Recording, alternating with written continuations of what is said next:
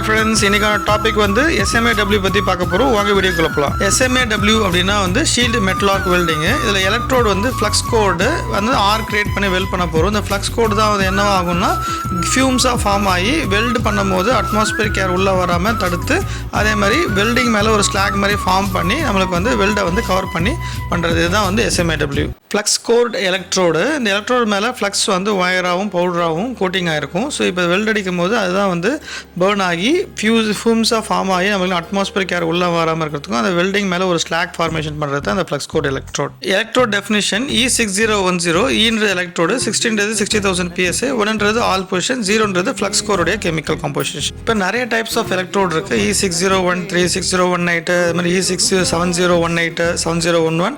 So இப்போ 1ன்றது all position, last 1ன்றது கெமிக்கல் காம்போசிஷன், செல்லுலாஸு, அப்புறம் ஹைட்ரஜன், அந்த மாதிரி different type of chemical compositions இருக்கும். மெட்டீரியல் செலெக்ஷன் வந்து எலக்ட்ரோட் இருக்கும். ஒவ்வொரு எலக்ட்ரோடு வந்து ஒவ்வொரு மெட்டீரியலுக்கு வந்து செலக்ட் பண்ணுவாங்க. இப்போ carbon steel, stainless steel, alloy steel, E6013, E7018, E316, 309, அந்த மாதிரி different type of electrode selection. Electrode diameter இருக்குது. அது வந்து 1.6 mm 6.4 mm இருக்கும். எலக்ட்ரோட் லென்த் வந்து 350 mm 450 mm. எலக்ட்ரோடு வந்து வெள்ளடிக்கிறது மாதிரி என்ன பண்ணுவாங்கன்னா ப்ரீ ஹீட் பண்ணுவாங்க. அது மாதிரி ஓவனில் வச்சுருப்பாங்க. ஒவ்வொரு மெட்டீரியல் லோ கார்பன் ஸ்டீல் அந்த வெல்ட் பண்ணுறது, அதெல்லாம் வந்து ஒவ்வொரு எலக்ட்ரோடும் வந்து ஒவ்வொரு ஹீட் டெம்பரேச்சர் 65 டிகிரிலேருந்து ஒரு 400 டிகிரி வரைக்கும் அந்த டெம்பரேச்சர் வந்து மெயின்டைன் பண்ணுவாங்க. அந்த பாக்ஸ்லேயே வந்து கொடுத்துருப்பாங்க. வோல்டேஜ் ரேஞ்ச் வந்து 15 வோல்ட்லேருந்து 45 வோல்ட்ஸு. கரண்ட் ஆம்ஸ் வந்து 10லேருந்து 500 ஆம்ஸ் வச்சுருப்பாங்க. பொலாரிட்டி வந்து DC ஆர் AC. நார்மலாக SMAWக்கு DC தான் யூஸ் பண்ணுவாங்க. DC EP அப்படின்னா டைரக்ட் கரண்ட். எலக்ட்ரோடு வந்து பாசிட்டிவ், ஒர்க் பீஸ் வந்து நெகட்டிவ். ஸோ இதில் வந்து பார்த்தோம்னா எலக்ட்ரோடு வந்து ஹீட் ஆகும், திக்கர் மெட்டருக்கு வந்து யூஸ் பண்ணுவாங்க. DCEN டைரக்ட் கரண்ட், எலக்ட்ரோடு வந்து நெகட்டிவ், ஒர்க் பீஸில் வந்து பாசிட்டிவ் கனெக்ட் பண்ணியிருப்பாங்க.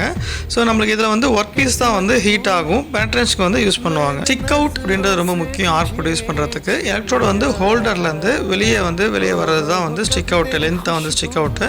அதேமாதிரி ஆர்க் ப்ரொடியூஸ் பண்ணுற between gap work piece and electrode தான் வந்து ஸ்டிக் அவுட்னு சொல்லுவாங்க.